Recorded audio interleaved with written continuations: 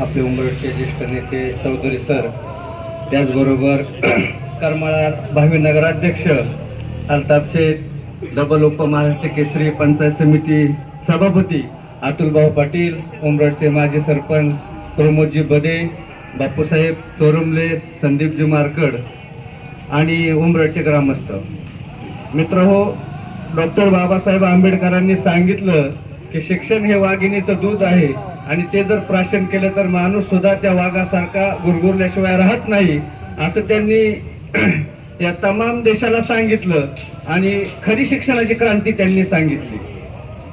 मी एक दृष्टांत सांगतो.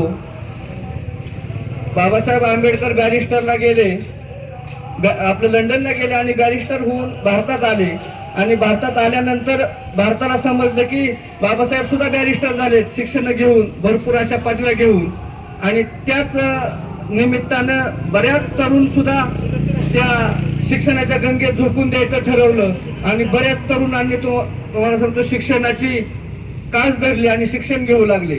अशाच एक बायखळा झोपडपट्टीतला युवक मोठ्या जिद्दीने शिकला आणि एक चांगली पदवी घेऊन तो उत्तीर्ण झाला आणि त्याला साहजिकच वाटलं की बाबासाहेब एवढे मोठे शिकले, त्यांनी पदव्या घेतल्या, मी सुद्धा मोठ्या जिद्दीने मोठ्या कष्टाने शिकलोय, कुठेतरी त्याची उतराई व्हावी म्हणून ते बाबासाहेबांचा सत्कार स्वीकारण्यासाठी त्यांनी ठरवलं आणि त्यांनी बाबासाहेबांना वेळ मागितला आणि ते राजरत्न निवासस्थानी तो पदवी घेतलेला युवक, भरती झालेला युवक तिथे गेला आणि बाबासाहेबांना सांगितलं की मी सुद्धा तुमच्यासारख्या मोठ्या गरिबीतून शिकलोय, शिक्षण घेतलंय, मी किती कष्टाखाली संघर्ष केलाय मला माहित आहे आणि तुम्ही सुद्धा तुमचा संघर्ष माझ्या तर 10 पटीने मोठा आहे, म्हणून तुम्हाला मी गुरुचरणी मानून मी तुमचा सत्कार घेण्यासाठी इथं आलोय.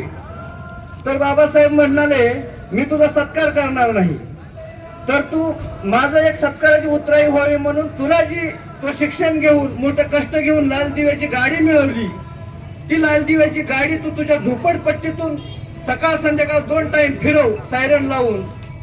तर ते म्हणाले मी तर सत्कार घेण्यासाठी आलोय. बाबासाहेब मला सांगते तुझी सायरन असलेली लाल दिव्याची गाडी तुझ्या झोपडपट्टीतून सकाळ आणि संध्याकाळी फिरव.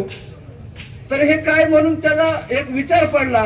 तर बाबासाहेब म्हणाले अरे माझा सत्कार तुझा 4 भिंतीच्या आत असणार आहे. तुझ्या वेळेस तुझी 4 चाकीची लाल दिव्याची गाडी घेऊन तुझ्या झोपडपट्टीतून फिरशील त्यावेळेस आपसुकच ज्या गरीब मायमावल्या दाराबाहेर काम करीत असतील, धुनी भांडी करतील, त्यांना सुद्धा मनात एक इच्छा निर्माण होईल याला कोणाचा तरी पोरगा लाल दिव्याच्या गाडीतून साहेब झाला, आपसुकच भविष्यकाळात माझा सुद्धा मुलगा साहेब होईल अशी त्या महिलेच्या मनात इच्छा निर्माण होईल. म्हणून बाबासाहेबांनी सांगितलं 4 भिंतीच्या सत्कार तुझा नको, तुझा सत्कार तुझ्या झोपडपट्टीतून तुझा मिळालेल्या कष्टाच्या गाडीतून झाला पाहिजे असं बाबासाहेबांनी त्याला छाती ठोकपणे सांगितलं आणि येथूनच खरी क्रांती निर्माण झाली. खरोखरच 3 अधिकारी झाले हे मोठं कष्ट आहे, कारण चाच्याचा भाचा आणि मधले साहेब तिकडले मुनाबजी यांचं सुद्धा समोरून मी कष्ट बघितलंय, कारण चाच्याने सुद्धा हालाकीची परिस्थिती असताना माझ्या डोळ्यासमोर त्याचा शिक्षणाचा जो लागलेला खर्च आहे मी डोळ्यांनी बघितलाय. त्यांनी मोठ्या कष्टातून मामाचं सुद्धा नाव त्यांनी सार्थक केलं आणि ज्यावेळेस त्यांची निकाल झाला त्यावेळेस गावाला नाही प्रत्येक मनात आनंद झाला, गायला गरीबातून पोरं शिकली आणि त्यांनी त्यांचं नाव सार्थकी केलं. एवढं बोलून मी माझे 2 शब्द थांबवतो. जय हिंद, जय महाराष्ट्र आणि त्यांच्या पुढील कार्याला माझ्या शुभेच्छा.